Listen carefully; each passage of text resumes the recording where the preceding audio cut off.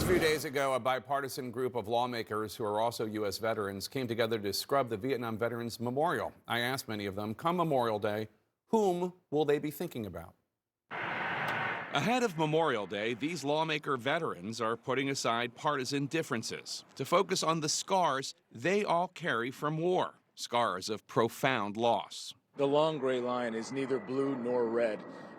It's more red, white, and blue, and it links every generation. It was really powerful. It was really one of the highlights of being in Congress so far was this morning for me. Congresswoman and Air Force veteran Chrissy Houlihan is a granddaughter of Holocaust survivors, well aware she is only here today because so many Americans gave their lives to stop Hitler. I would be remiss not to think about all the people who are on that wall and who are in Arlington and other places. Just line after line after line of monuments and stones in tribute to people who have fallen to give us the things that we have this weekend and every weekend to celebrate in our freedoms. This weekend, Congressman Mike Waltz, who organized the event, thinks about his uncle and the men he left behind in Vietnam. I'm thinking about my uncle, Greg Waltz, who was a Huey helicopter pilot, multiple tours in Vietnam, lost members of his crew. And just as this memorial represents a scar on the country that the Vietnam War was,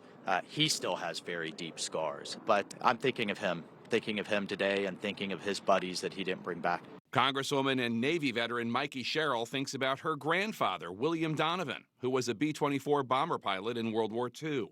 I think about what life would have been like if my grandfather hadn't come home, like so many of the veterans that we know, so many people on the wall who didn't come home, how that impacts their family.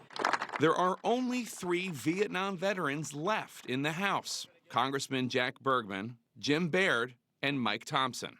I have friends whose names are on that wall, kids that I grew up with, and people that I serve with. I think about the people I grew up with, Gary Rodriguez, Dan Long, Bob Flannery, Doug Zerba, all from my hometown or real close to it. Oh, I think about them probably every day almost. You don't ever forget it.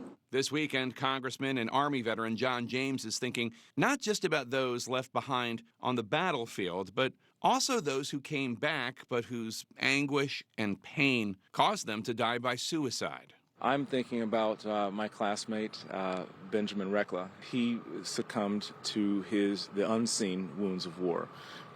He took his own life as a West Point professor, and I carry him with me each and every single day. And James was far from the only one. One of my soldiers, Corporal Keith Nowicki, I brought him home from a 12-month combat deployment only to have him succumb to the invisible wounds and take his own life on the phone with his new bride. This is certainly a day to honor all who made the ultimate sacrifice in combat, but we also have to remember the wider sort of wounds that we're left with, and especially here at the Vietnam Memorial.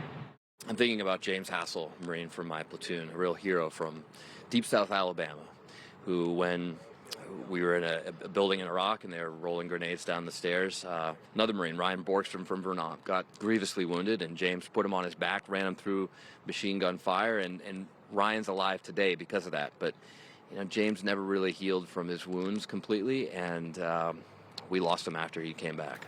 A reminder for all of us that we need to do more this year to prevent the need to memorialize others next year. Hope you have a meaningful Memorial Day.